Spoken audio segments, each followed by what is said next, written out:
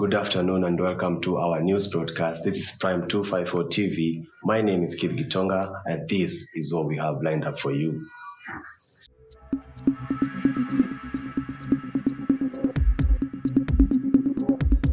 A high generation, the battle to save a generation that has made drugs a daily bread. Banned for saying no. Outrage and heartbreak in Wajir County after the tragic death of a 17-year-old girl, Gala Aden Abdi, who was forcibly married off and later her body banned beyond recognition.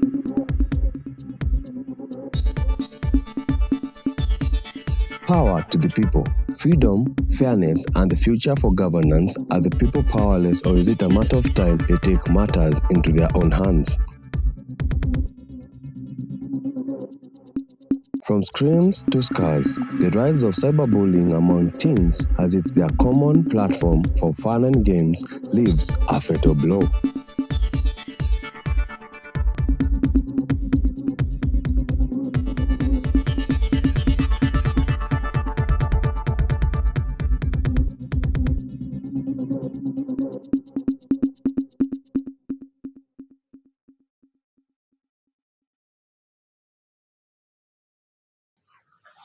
Live from Prime 254 TV, this is Story Stream. Thank you for tuning in. My name is Keith Gitonga and I will be with you for the next 30 minutes.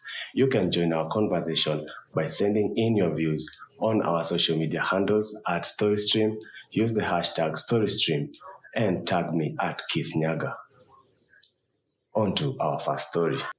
A high generation. Drugs is an issue affecting thousands of young Kenyans, and the most drug-abusing age group is among the Gen Z. From the cities to the villages, more young people are turning to drugs like alcohol, bang, and even hard drugs. Our reporter with more. In Kenya today, drug abuse among young people is a growing concern. According to the National Authority for the Campaign Against Alcohol and Drug Abuse, NACADA, over 4 million Kenyans aged 15 to 24 are using drugs or substances. While alcohol remains the most abused substance, there is an alarming rise in the use of bang, heroin, and even synthetic drugs, especially in urban areas like Nairobi, Mombasa, and Kisumu. One of the key factors driving drug abuse among Gen Z in Kenya is unemployment. The Kenya National Bureau of Statistics, KNBS, reports that over 67% of unemployed Kenyans are aged 18 to 34. Many young people turn to drugs as a way to escape their frustrations. Authorities have also noted that drug cartels are increasingly targeting Kenyan youth. In regions such as Mombasa and Nairobi, heroin and cocaine are becoming easily accessible, and some cases of drugs trafficking involve students. With the rising cases of drug abuse, different organizations and stakeholders are working to curb the menace. Rehabilitation centers, government agencies, and community groups are stepping in to save the future generation. But what happens after addiction begins? How do young people find their way back? I'm joined by a counselor who works closely with youth battling addiction. From your experience, what are the most common reasons young people are turning to drugs? We can't really peg one reason why people find themselves addicts or abusing drugs. So it's a whole array of things. One of the reasons it could be a social, it could be the environment, or rather peer pressure. Most young people who I've worked with found themselves in that situation because their friends were doing it, and they were influenced, they were pressured to do it, and they found themselves abusing drugs. So that's the social aspect. There's also the issue of biological. Some of the reasons why some people abuse drugs because it's a genetic disposition, meaning it has come down from one generation to the other. So there is maybe a relative who also found themselves abusing drugs, and you find, if you take that history, you find that there is a history of drug addiction in the family. So there is that aspect also, the biological or genetic disposition. But there are also psychological causes, yes, traumas, and perhaps when somebody is depressed. Yeah. So depression can also be one of the main reasons why some youth abuse drugs. So what they do, they self-medicate. Yeah, so drugs is just a way of helping this person relieve the depression that they're struggling with. But ultimately the person has a mental condition that needs to be treated. And also traumas, the childhood traumas could be a reason why some young people find themselves in drugs, or also those who are older find themselves abusing drugs. And then, like we always say, this setup, which is a church, there's also that reality of spiritual issues that also cause people to find themselves in drug addiction. So we can't pinpoint to one. It's an array of, and every individual is unique to why they are abusing. At what point does experimentation become an addiction? Well, once that person is influenced to abuse, eventually, once they get used to it, tolerance builds, then they no longer need a friend to tell them to take. It becomes an addiction. Once they've developed tolerance to the drug, they find themselves taking the drug without the influence of their friends. What signs should parents and guardians look for in their children? Okay, some of the major symptoms the parents should be on the lookout for is isolation.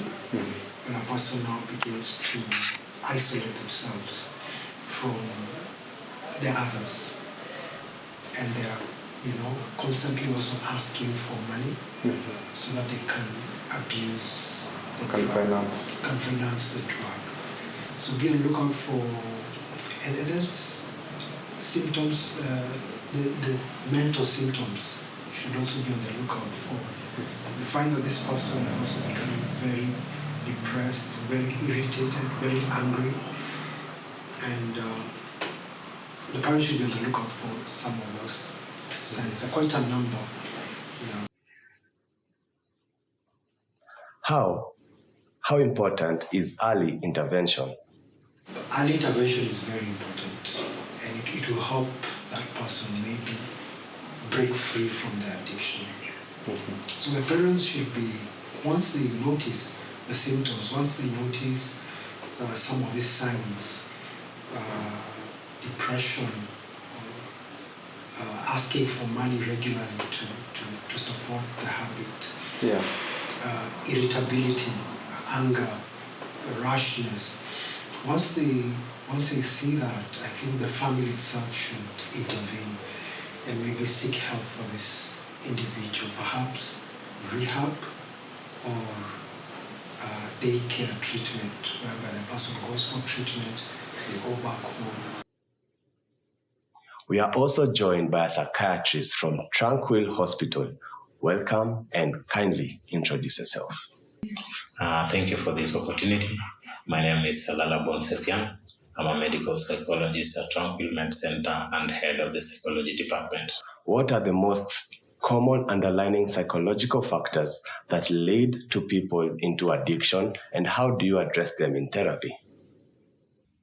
We have quite a number of factors that contribute to people getting addicted to these substances. First, I'll say is peer pressure, because most of us, the circles that we keep, we tend to follow what most people do. or we do this with the name that we want to impress the people that we spend most of the time with. We also have an issue concerning poverty. Most of us are engaging in these substances of abuse because of our economic state or how our background is back at home. And also another issue that is contributing to this is a financial aspect. And when you look at financial aspect, we have people whereby some of these substances are readily available and they can acquire them easily because they have the finances, and the need to use these substances is also high whenever one is exposed to such. So those are just some of the issues that contribute to or factors that lead to addiction of various clients that I've come across.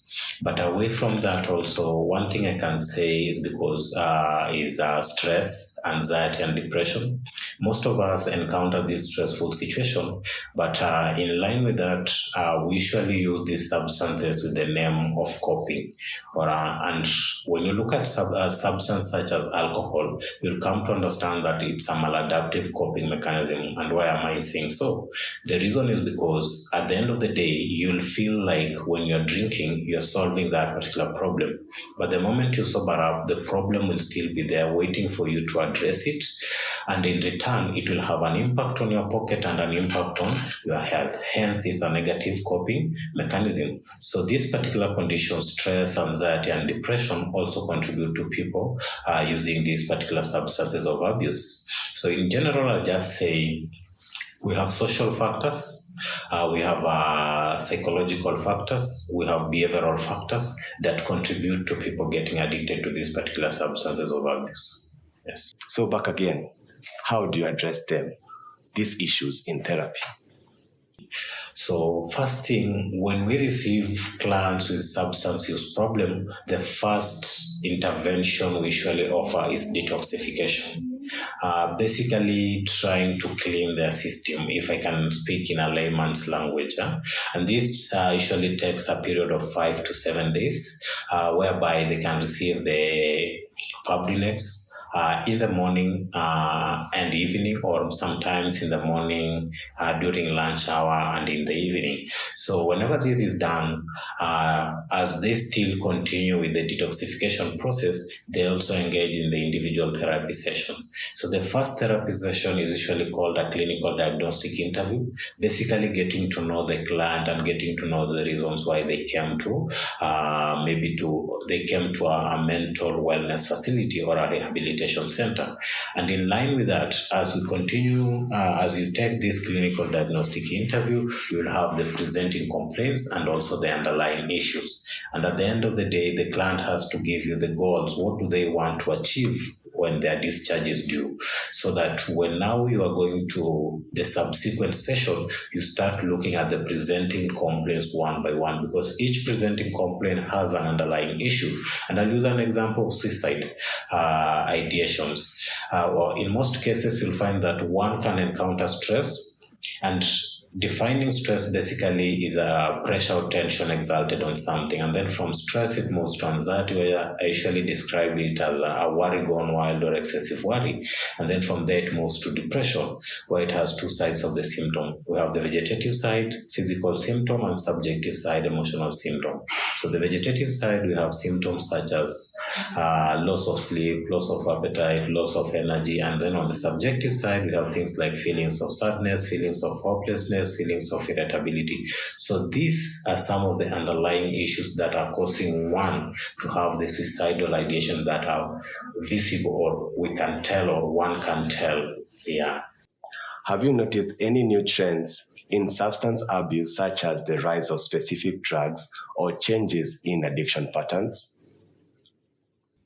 I can say yes, I've noticed a big change, because people are becoming smart as days go by.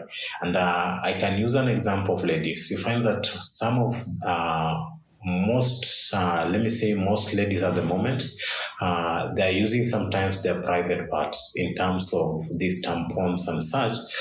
They soak it, for example, in alcohol, and then they are able to wear it within their underwears. So you find that there are new developments in terms of how these addictions come about. And also these substances of abuse, you can find that at the moment we have more ladies engaging in substance use, such as the use of marijuana. So you find that there's an increasing trend among ladies in terms of using these substances of abuse compared to 5-10 years ago.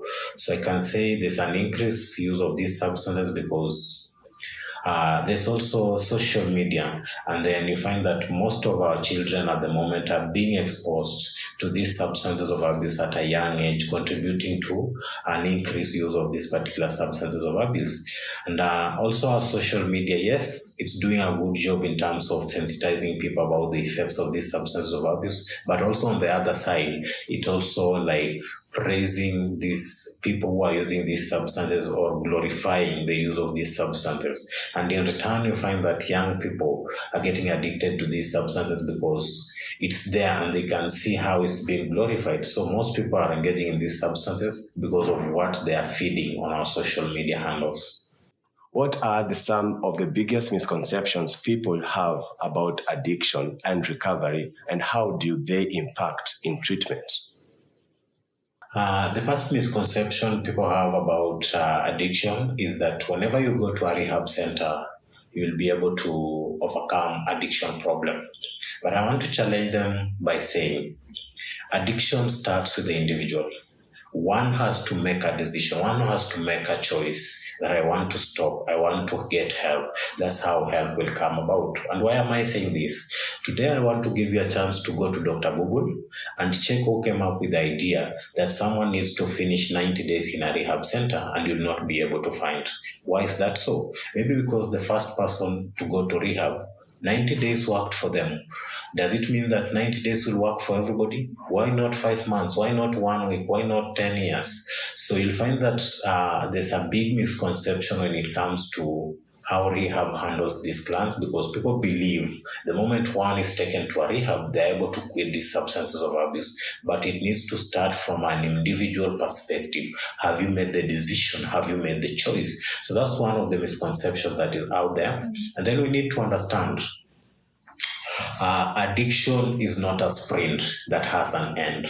Addiction is a marathon. It doesn't have an end, because the moment you are addicted to any substance of abuse, but you are able to recover from it, you are still in recovery for the rest of your life. Why is it so? Because you can relapse even after 10 years. You can relapse after 5 years. So you find that addiction is not a sprint, but it's a marathon. So it doesn't have an end.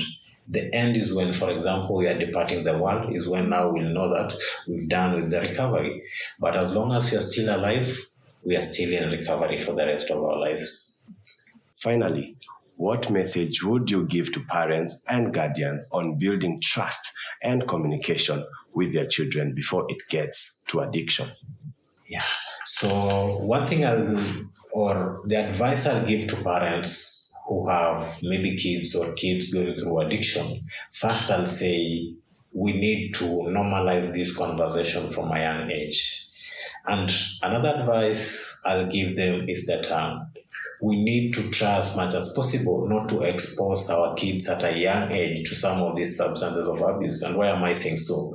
Because some of the parents are using these substances in front of their kids. And one thing I can say is that kids have a photographic kind of memory. Whatever they see is whatever is registered in their mind. As they grow up, this sticks with them. They know this is a normal thing to do, because maybe my parents were doing it in front of me. They were coming, even if it's drinking, they were drinking in the house and such. So you find that this kid picked this up while growing up. And I want to relate that to childhood traumas. We've heard a lot of people at this old age talking about the childhood traumas, what they underwent while growing up. It shows you that they still remember what they were subjected to or what they went through while growing up. So that becomes sometimes a challenge, and you find that most of these kids either end up, if it was something to do with substance use, you find that in adulthood they tend to use these substances of abuse. Or for example, if they were mistreated, you might find they pick these and also apply that in their adult life, maybe to someone else. Thank you for your time and expertise. Thank you for having me, and have a good day. Joining me now is our correspondent, Andrew Kibowen. Andrew, from what you have seen, what is your comment? Drug abuse among Kenyan youth is a crisis that demands our urgent attention. As families, communities, and policymakers, it is our responsibility to act before we lose an entire generation. And for those who are struggling, remember, help is always available. Thank you, Andrew, for your report. Thank you, Keith. I am Andrew Kibowen, reporting live from Daystar University. On to our other story. Banned for saying no, a brutal and heartbreaking case of gender-based violence has shaken the nation, where a 17-year-old girl by the name of Gala Aden Abdi was forcibly married off and later her body burned beyond recognition. Our reporter with more. Local activists say that the case is not isolated. They point to long-standing harmful cultural practices such as forced marriage and gender-based violence, still prevalent in some regions. Authorities say investigations are ongoing and several suspects have been questioned, but rights groups are demanding more than arrests. They want systematic change. Gala's case has ignited online and offline protests with hashtags like Justice for Gala trending as Kenyans call for stronger action against gender-based violence. According to reports, Gala was held against her will, subjected to brutal violence, and later killed. Her body was discovered burned beyond recognition and shocking, and that has sparked national outrage. We have a specialist lined up to talk about the matter. Welcome and kindly introduce yourself. Okay, so hi, my name is Buki Halkano, a legal intern at Anjarwala in Kana, which is one of the largest firm in East Africa.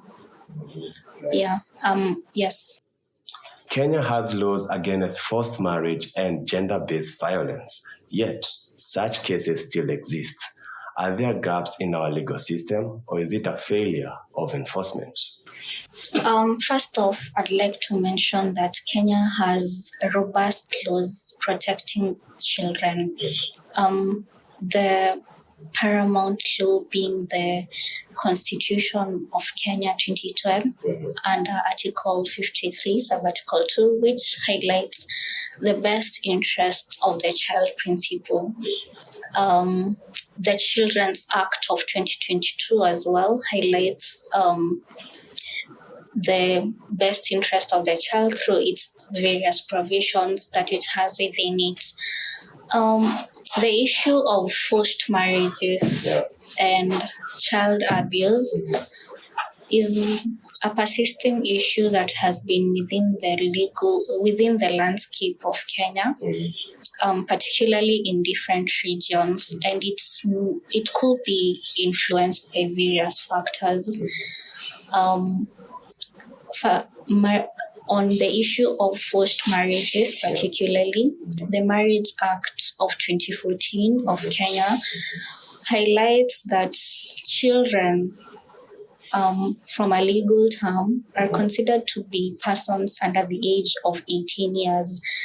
This particular category of persons cannot consent to a marriage, whether voluntary or even from a coercive point of view, because they are considered not to have attained the legal age to understand and have the capacity to contract to a marriage. So if a child is made to marry at an age below 18 years, then this is considered to be forced marriage and it's prohibited in the law. It's also been penalized within the penal code. You'll find situations where it will be because of the gaps within the cultural system and even the laws.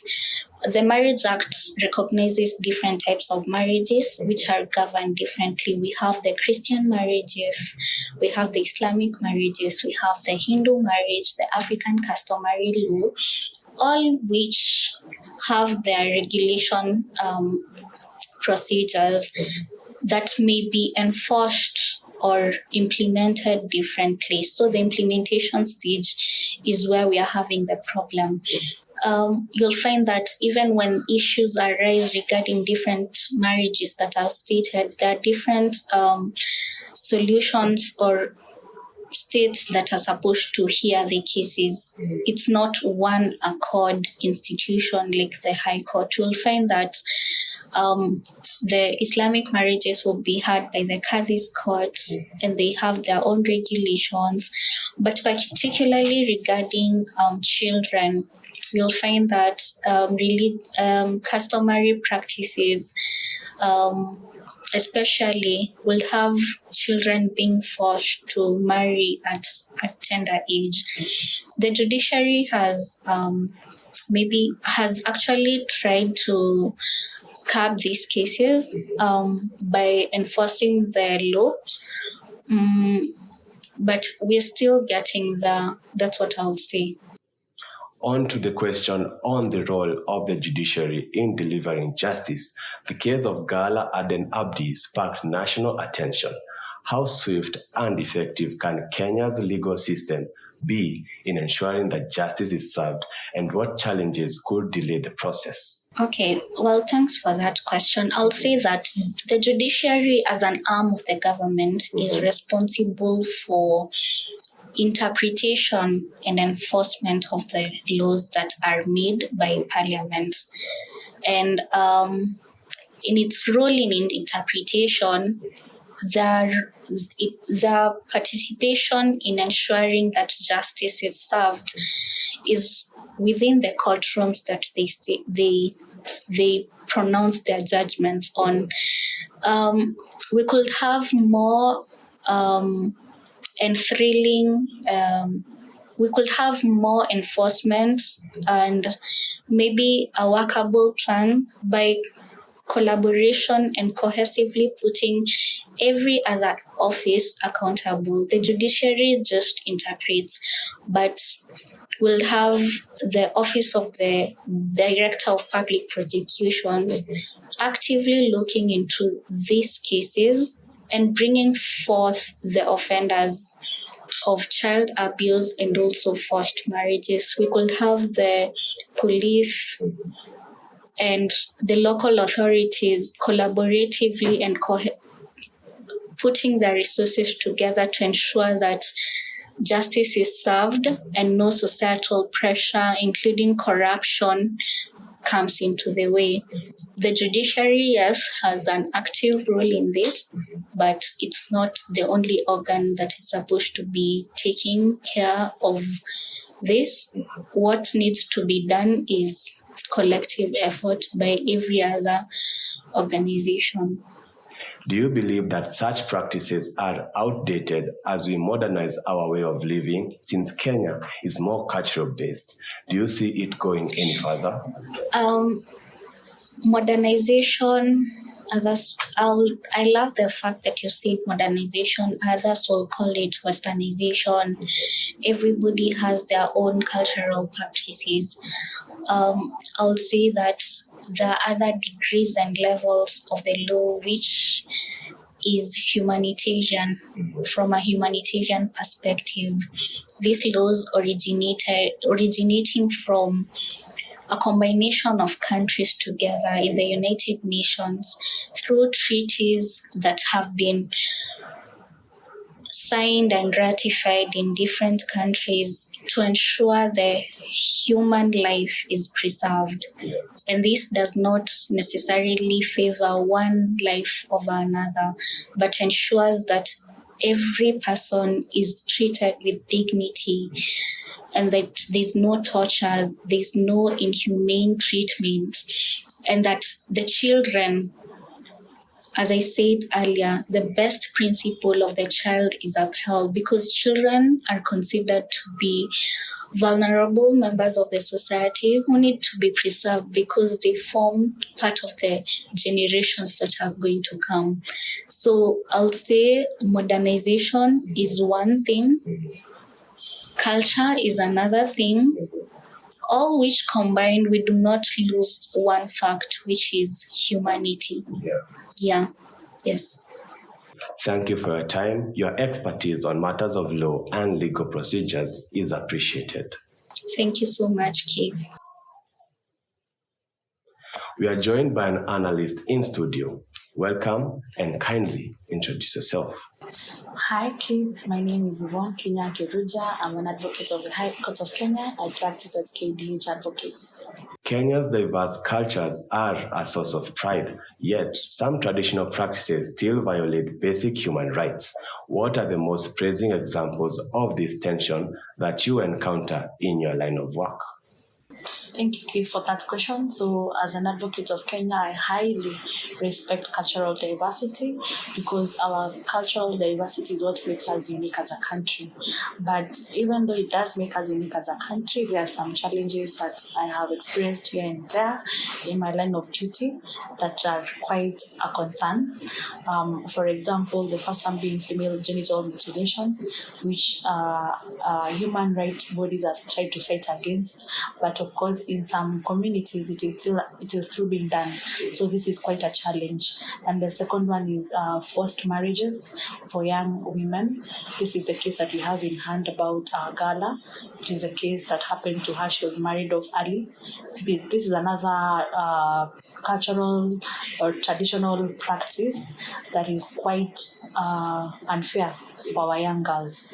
And then the other one is denial of educational rights, especially sometimes it's both for the girl child where they are married off early, and sometimes for the male gender where the young boys are asked to go tend the cows and they don't attend school.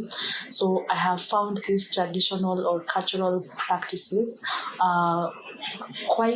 they violate several human rights, and they are against Article 33 of the Constitution of Kenya. And there is no cultural practice that should go against what is stipulated in the Constitution. So in any case, they are very illegal. Yes. The story of Gala Aden Abdi stirred national outcry. What does her case reveal about the challenges in protecting young women in communities where traditional practices still hold a strong grip? Gala's case is one that sent shockwaves to many of us because she was just a young girl at 15 years, being married off to a 15-year-old and returning to her mother in a coffin. Definitely, that is something that will make the whole country feel sad about, because as a country, we owed it to Gala to protect her. So, in my opinion, the reason why there are some failures here and there, we do not have a good legal system to protect these ladies. For instance, they don't know when that happens, who can they run to, who can they report to. They have no one to report to. Or the very people they're reporting to back in the communities are the same people who are ensuring that these cultural practices go on. So they have no one to run to. So it continues to ensure that the practice is going on instead of curbing the practice. So that is one challenge I have found, the challenge of not knowing where to report, not having a solid legal system to protect them. And also it shows a lack of enforcement of children's protection laws. So yes, the laws are there, but is there anyone to implement them? No. Is there anyone to ensure protection of these children? No. So that is my opinion, and I think the people who are at the ground, especially the legal enforcers at the ground, the chiefs, the women leaders, the groups, they should really try hard to ensure that these girls can be able to report such cases. How can we balance respect for cultural identity with the urgent need to protect human rights, particularly for girls like Gala, who are often voiceless in such settings. In my opinion, this would really require us to work as several bodies, not just the law enforcement bodies. We also need the community groups. We need the community groups to come to our aid. We need the community leaders to come to our aid, and we also need to educate them on what to do in such cases, because even for these young ladies, we've had cases where some of them, when they're being married off, they manage to run away because they know they have that option, and when they run away to a rescue center, they'll be rescued. So if we can be able to even teach the young girls in the community that there is a law, there are laws protecting them, that would really help them, because they know they can even run away for a short period of time and they'll get shelter, they'll get protection. And another, aside from now educating the young girls, we also need to educate their parents, because you see, in as much as we are trying to respect our culture, we also need to educate these parents that yes, these are the cultures that are there, but these cultures are very harmful to our girls. These cultures are very dangerous. So we need to also educate the women, because some of them don't know any better. They have found those practices being done, they are still being done. So to them, it's something normal. But we need to educate them that this is not normal. This is harmful to our girls. So when we educate the parents as well, we are also able to protect their children. And then the other point was to just work to try and work as several bodies together, the community, the law enforcement, the NGOs, the women groups, to ensure that the rights of these children are protected. Thank you for joining me in studio. Your insights and expertise is much appreciated. Thank you, Keith. Yes, I appreciate it. We'll be going for a short commercial break. Keep the conversation going by sending in your views at our social media handles at StoryStream. Use the hashtag StoryStream and tag me at Keith Nyaga. Coming up. Are our children safe? The horrors in the digital space is leaving scars on our children as cyberbullying rises.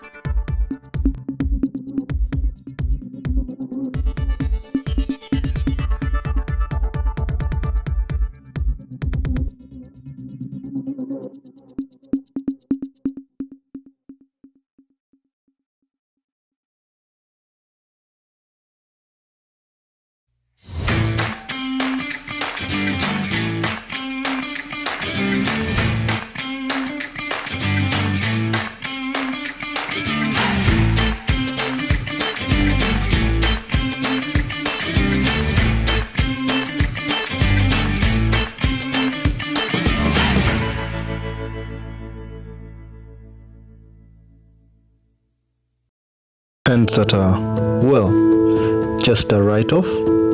Say goodbye to frustration and hello to Kalamu. Watch those disappointing pens drop away as you finally find the one pen that writes it right every time, where sleek design meets top-notch performance. When you choose Kalamu, you choose better. So why settle for less? Write it right with Kalamu. Available at supermarkets and shops countrywide.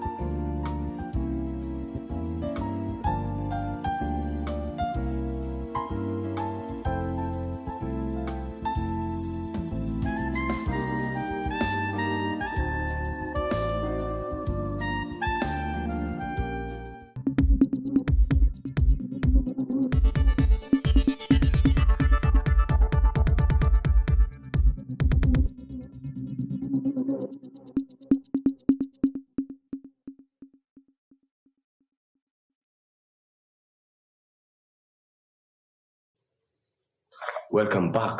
You're watching Prime 254 TV. This is Story Stream. On to our other stories. Power to the people.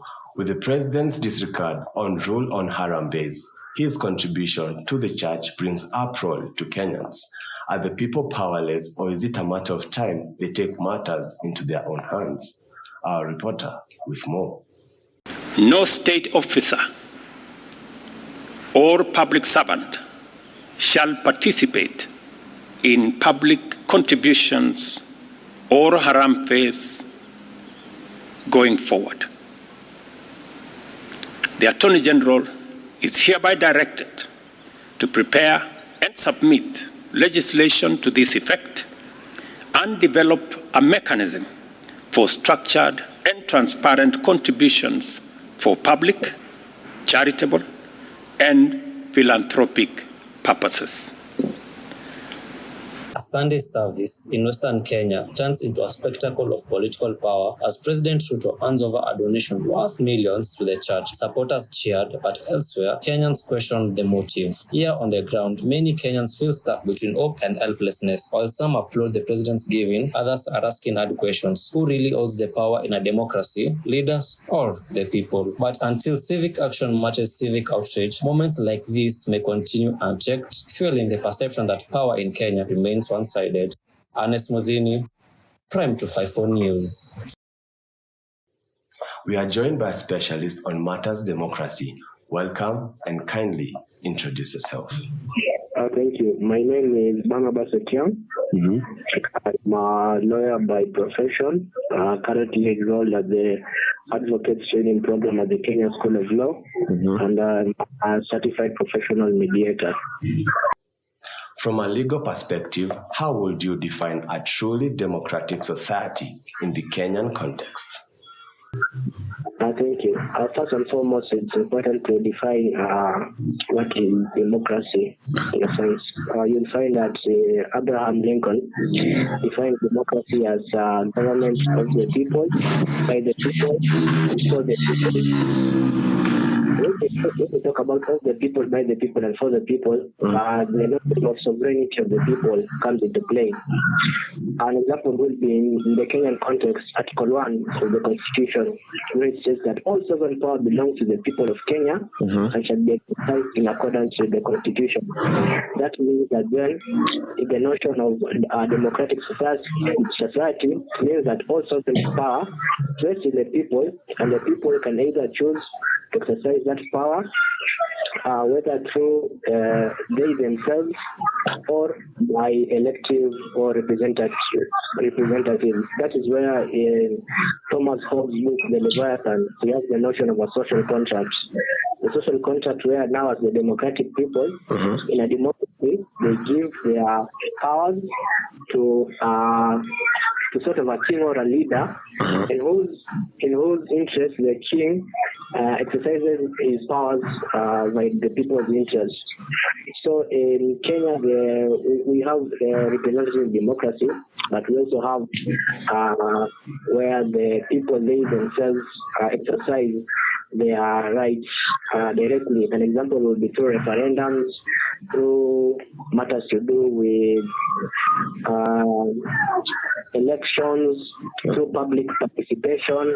So one can say that Kenya truly is a democratic society, and you will find that vested in our constitution, where we talk about free and fair elections, Article 81, separation of powers and checks and balances, Article 10 on the national values and principles of governance, where it provides for the rule of law and public participation, and also the various institutions and the various governing bodies of whom the people vest their power onto to act on their behalf. So in essence, Kenya is both a representative and participatory state under a democratic society which advocates for open and free, fair and transparency in its dealings.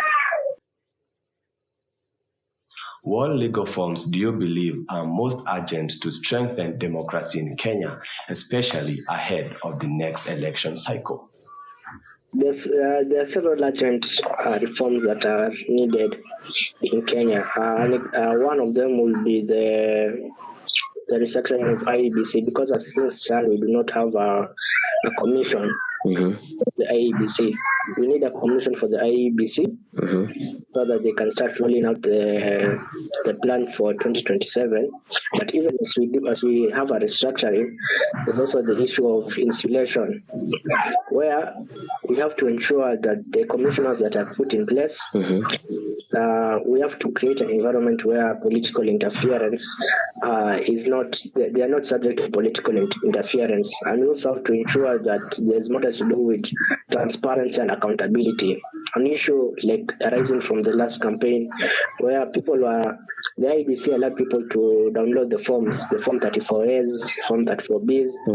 People did separate tallies, but you find out that the tallying that is going out and what was actually presented, as I believe that's the Form 34C as the final one, there is a huge discrepancy in that there is no transparency whatsoever on what happened. There is no accountability whatsoever, because immediately the ruckus that happened, we had the known as the Cherera 4 in Serena denouncing the elections. Yes, they are all commissioners. Four commissioners out of, I believe there's supposed to be 7. 4 commissioners are in Serena, while the others are still in the office building, they're tallying together with the chair at that time, the late Chebukati, where you find out that there is an issue of transparency in how we do our tellings, on how we do our tallings. You find a situation where they're in various voting stations, various polling stations. You find a situation where people are being caught, they're trying to steal. Others are stealing ballot papers, others are putting in ballot papers that are not supposed to be there. You find a situation where they are an agent for somebody who is on the running has been arrested for doing what, another one has just been constantly harassed. So there is that issue of transparency, matters to do with accountability, and just a general mayhem during that time. So that's something that needs to be addressed. When we talk about institutional independence, that's something that needs to be done, because at this moment you find out that if you look at the judiciary only advertise for various vacancies for judges of the Court of Appeal and High Court. But unfortunately, they had to rescind the same because they stated matters to do with budget cuts and financial constraints, because they have not received any money. They are yet to receive that money. And you find out that who is supposed to be giving us this money? The executive.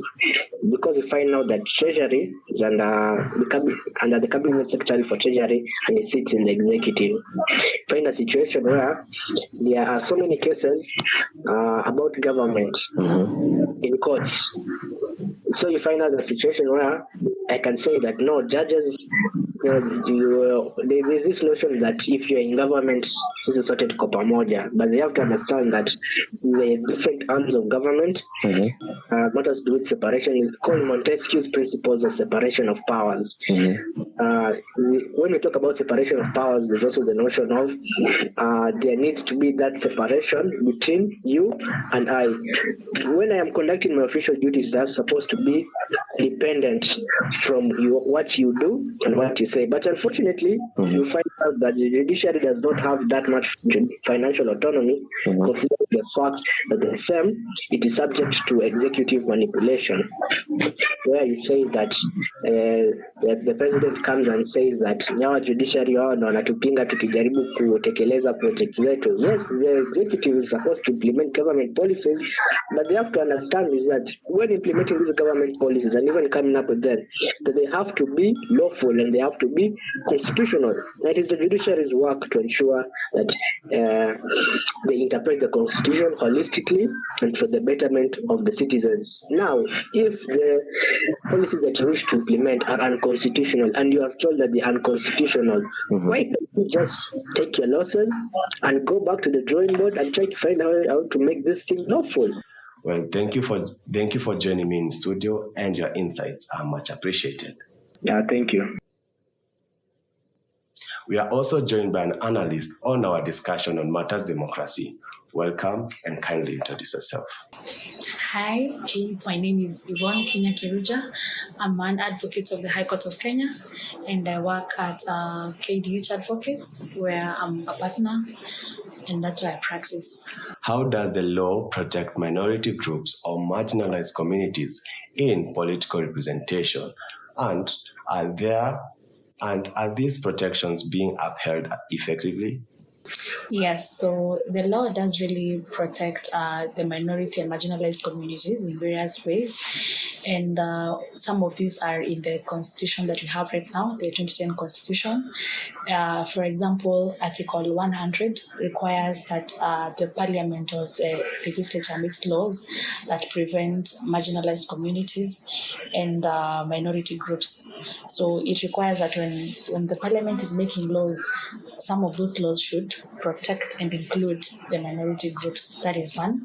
Also, Article 27 requires equality for all people in Kenya. Like, it requires equality among everyone, including those who are in marginalized communities. And the people that have mostly benefited from this are the Maasai and the Ogiek community. Right now, we have people representing them even in legislature. So that is a big step. And another thing, these laws have ensured that we have women in the parliament, we have people with disability, we have people from those marginalized communities. So all these play part in inclusion. They're all part of inclusion. Yes. I think the second part of the question was, could you please repeat? Challenges? Are these protections being upheld effectively? Yes, they are. As a country, we've definitely made strides towards ensuring the protection, although there are a few challenges here and there. For example, in the implementation. Yes, we have the laws in place, but sometimes you find the implementation part is a bit difficult. For example, sometimes they are not included in decision making, which is a huge challenge, and also they are slow in implementing the laws. So this for this to fully be effective, we need both political goodwill and accountability. That would go a long way in ensuring more inclusiveness for the marginalized communities. Yes. Looking ahead, what role should the legal profession play in ensuring Kenya's democracy grows more inclusive, transparent, and accountable? Yeah, thank you for that question, Keith. Definitely, the legal profession plays a very pivotal role in ensuring that our democracy grows to be inclusive, transparent, and accountable. And it does this in several ways. The first one is by defending our constitutional rights. So, by defending constitutional rights, we have a body that's called Law Society of Kenya, which is our governing body.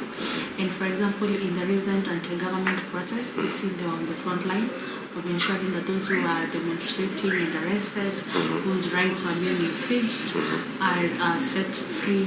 They were at the very forefront in the anti-government process. So that is one way that the legal profession ensures protection of our democracy. The second way that it ensures protection of our democracy is promoting judicial accountability.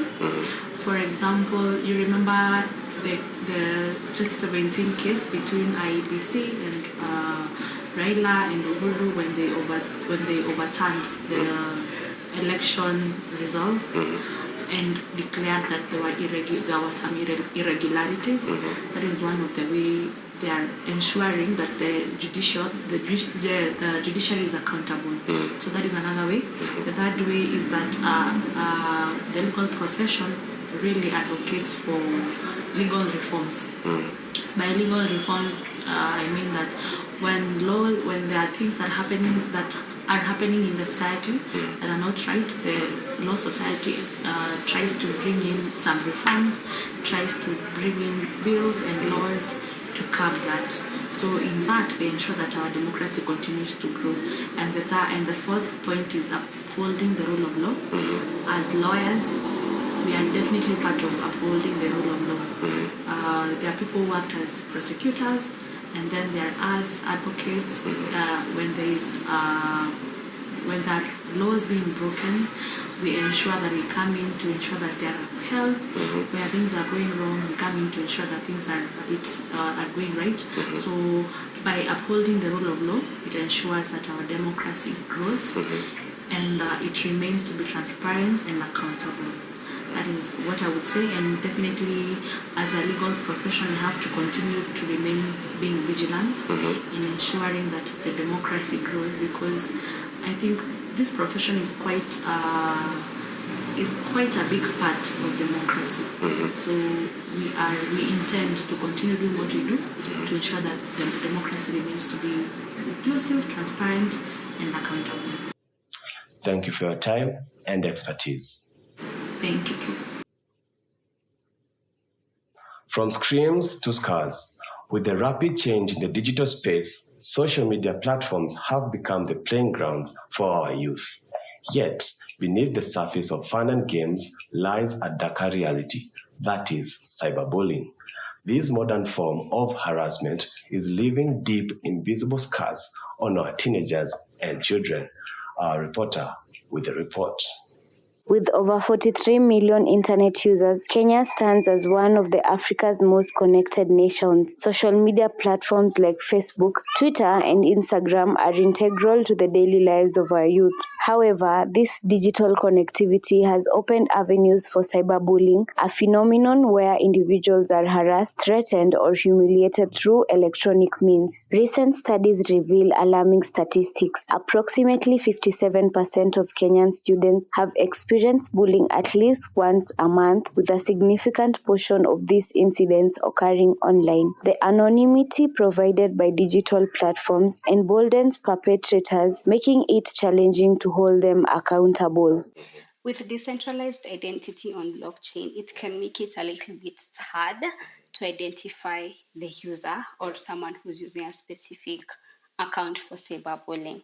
So with blockchain AI still being new in the ecosystem, still being new in the market, I haven't seen a model that is built on blockchain and integrating AI to assist in fighting against cyberbullying. With that one, from where I stand, we are not yet there, but the future is promising.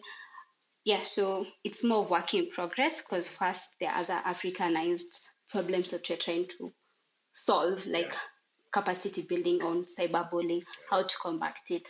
By the time we get to embracing blockchain and AI, it's in the future. It's in the pipeline. The repercussions of cyberbullying are profound. Victims often grapple with anxiety, depression, and in severe cases, suicidal thoughts. The pervasive nature of the internet means there is no refuge. The harassment follows them everywhere. Kenya's Computer Misuse and Cybercrime Act of 2018 criminalizes cyberbullying with penalties including imprisonment for up to 10 years or fines not exceeding 20 million Kenyan shillings. However, enforcement remains a challenge due to underreporting and the anonymous nature of online harassment. Various organizations are stepping up to combat cyberbullying. Educational programs in schools aim to raise awareness, while counseling services provide support to affected teens. As our teens navigate the digital world, the onus is on all of us, parents, educators, law enforcement, and peers, to ensure that this space is safe. Cyberbullying is a silent predator, but with collective effort, we can unmask it and protect our youth from its devastating effects. Wangari Mwangi, Nairobi. Today, we are joined by a child worker, and she works closely with children. Welcome and kindly introduce yourself. Hi, my name is Jerry Areti. I'm a child expert, and I've basically worked with children all my adulthood life. How has it been working with children so far? Children are amazing. They are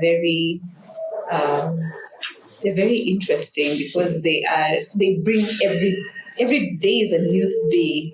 It's working with them as a teacher, working with them as an assessor, working with them as a counselor. Every child is so different, and they're very imprintable. So it's been amazing. It's been an amazing journey. Welcome, Jerry, to our programming today as we discuss matters of child and youth safety online. On to our first question. What are the most common online dangers children and teens in Kenya face today? Currently, we've had many issues with things like bullying, cyberbullying. We've had self-harming pranks and incidences that have been recorded, not only outside the country, but even here in the country. I remember in 2016, we had one case of a child who died due to a prank that they did. And it was actually a challenge. Yes, it was an online challenge. So we have that. We have groups that try to exploit children. We have many issues to do with their health. So we get a lot of sleep issues, behavioral issues that are emanating from screen time and the use of screens. Yes. Are these risks different depending on the child's age, location, or gender? Yes, there are different challenges and different dangers that are more prone to be attracted or they've been made in a way that it is more captivating for different genders. Of course, boys are more into games like Roblox. And they're more on video games more than girls. So the dangers that come with video gaming might be more pronounced in boys than in girls. Of course, girls are into makeup and more than boys.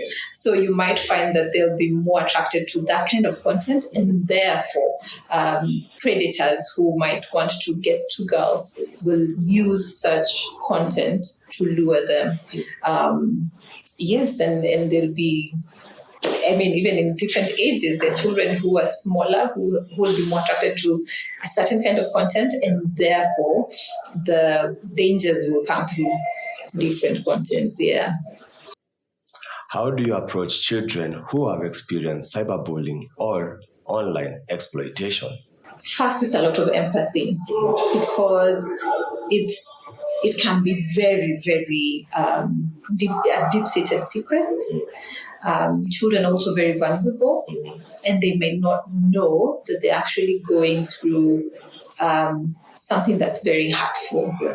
They might also see as if it's their own problem. They own it. And because they own it and they don't have the right resources or the right ways to know that they have help, then they might fall into being a prey. So first and foremost is to look at them and to accept them with empathy. Number two is to really listen to them, because children will definitely, once you show empathy to them and create a good bond with these children, they'll be able to trust you and tell you what is going on.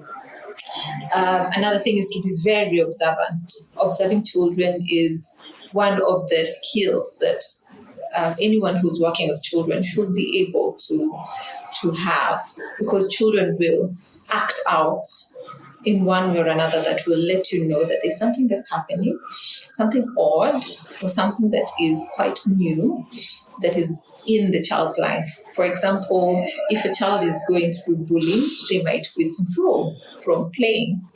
If they were very playful, that, if observed early, will be a sign of to tell you that there's something that's going on. Most times it may happen to teachers. Teachers may observe a difference in probably, let's say, in a classroom setting. A teacher might actually be able to see the difference in temperaments also in a child. Parents also do see, but they're very observative.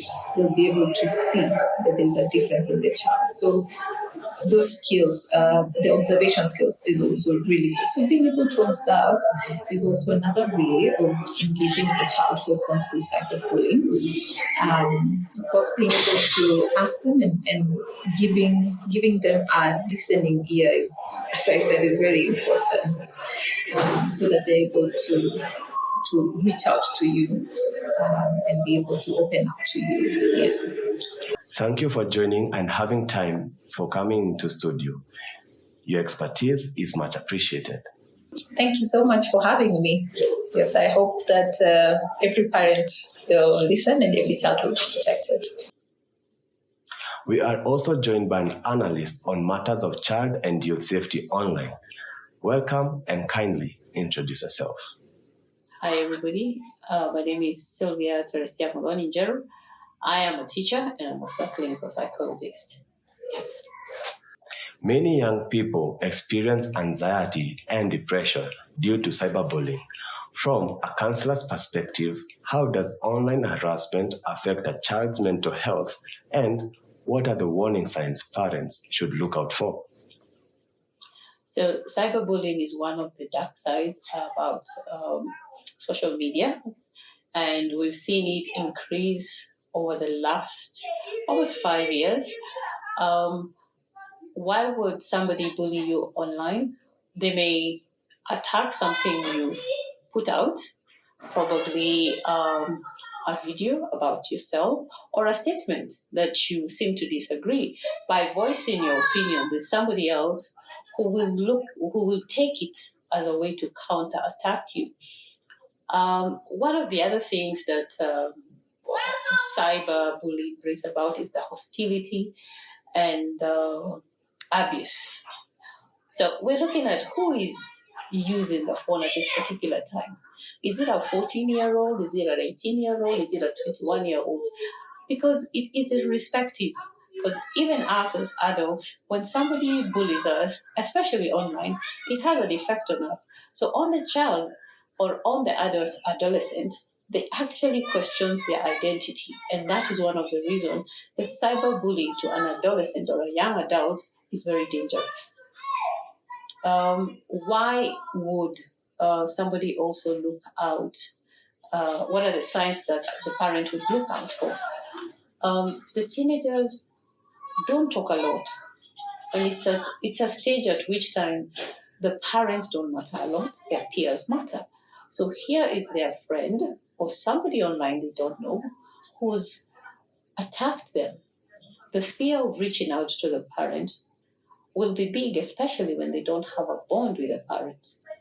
And I also want to emphasize that sometimes even if you have a good bond with your parents, the fear of them knowing, bringing you into their world at times overtakes them. What do I mean by that? They may have engaged in an area that probably you do not agree with. So you want to tell your child that I have an open door policy. There are structures to support you. At this time, I know you're exploring, you're experimenting. Let's look at it together. The other thing is that also teaching our children in terms of media interaction, which are the sites to go to and which ones are the sites not to go to. A good number of time that you find cyberbullying is either from somebody who is their age, somebody with a different opinion from theirs, and the fear of missing out, what we call FOMO. You know, I want to be seen that I'm also sending things on TikTok. So somebody may look at what I've sent, and to put me down, they will bully me. They will throw insults at me. It will affect my self-esteem and my confidence in who I am. It will make me question myself. Am I this bad? You know? And because I'm also looking for the adrenaline of likes, I'm there looking out. If I have more dislikes than the likes, then I also feel I'm not worthy. And that's one of the challenges with cyberbullying. You need to seek out for help. And the first person you reach out to is your parents, if they are around you, or somebody close to you that you can be able to tell them. Keeping it on the inside is what breeds the anxiety. When you're not able to share your problem, it keeps taunting you in the mind. No matter how much you try to push it, remember, it's something that you've seen. It's something that has been said back to you. It has affected how the response you've gotten from it. You need to share it out with somebody. Some parents resort to extreme measures such as taking the child's phone and most of them impersonating them online in order to monitor their internet activities. In your professional opinion, is this an effective way to ensure online safety, or does it create more harm than good? I think it depends with the age. Yeah. So, like, if I've given my phone to a 7-year-old, of course there will be a time when I will limit the use of the phone. If he has done something that's not according to what I want, like, for example, I'm looking and seeing his grades are dipping, and I can relate it from the phone. Yes, I might want to retrieve it for a while and see if together we can work and bring up the grades. It's not a bad thing. Like if my 8-year-old is into something that is in the neighborhood that's not good, yes, I will take away the phone because there are consequences to actions. But then we're looking at somebody who is 15, 18 years. Even there, I can take the phone away from them, especially 15, because they're still in high school. I'll take away the phone from them. I'll say, what, this time your grades dipped. Because I've noticed you're spending a good time on your phone and with your phones. If I see your social etiquette is also going down, you're more in the room than more around with people. We have to call you to come and have food. So, of course, there's going to be a warning. You know what? This is what I expect of you. You can be away from your phone for like 2 hours, 30 minutes. Why? I'm training my child some social etiquette and some phone etiquette that comes with it that, as parents, most people don't have. Now, when it comes to the one in college, that one is a little bit off. Because you also want to give your child the element of control and the element of independence. You don't want them to be so dependent on you. When it comes to following your child online, again, it depends. If you've given your child at 8 years a phone, you want to know what they're up to. A teenager, the same. But you don't have to go to the extent of impersonating. Have an open conversation with your child. Because then you create in your child a fear that is not even warranted. Then you put an element of mistrust. This older child, you should give them the room to be independent. Don't go through their phone, because then that's how we end up with children who are paranoid or adults who are paranoid. They got used to, somebody has to go through. No, you must create a level of independence on them. I give you a phone, I trust you, especially when they're 18 and above. I trust you that you know what is good for yourself. But in that trust, you're also working with your child. In that trust, you're also working with your young adult, with your teenager, telling them of the dangers. So that when they go out there, they're able to evaluate for themselves what is good for me and what is bad for me. It's a tricky question. There are parents who believe, and psychology looks at it in terms of, if I'm an authoritarian, I will want to know your every step. That's the parent who rules by the fist. So I'm going to be in all your business. If I am authoritative, I will give you the opportunity to discover by yourself and give you room, structures that should you fall, there is a fallback to, and it's home, it's not out there. So it all depends with our parenting styles. There's somebody who is at peace with the permissive parent is at peace with the child, talking, posting anything they want. But there's the other parents who will try and show the child the right way to go about it. So yes, the parents should not impersonate, because it puts your child in a fear mode. Because I don't know who I'm talking to, whether it is. Then there's the other aspect of if your parent impersonates you in a group and your friends get to know about it, they see you as the snitch. So they never want you in their group because they don't know who you're going to bring next. And that forms a part of shame on your child. because they're seen as you're ruled by their fist, and there's no independence from your mother's side. Thank you for joining me in studio. Your insights are much appreciated. Thank you for having me. It was a joy to be here. That's all we have lined up for you. Keep the conversation going across all our social media handles, that is at StoryStream, and tag me at Keith Nyaga. Thank you for tuning in, and my good name is Keith Gitonga. May you have a lovely day.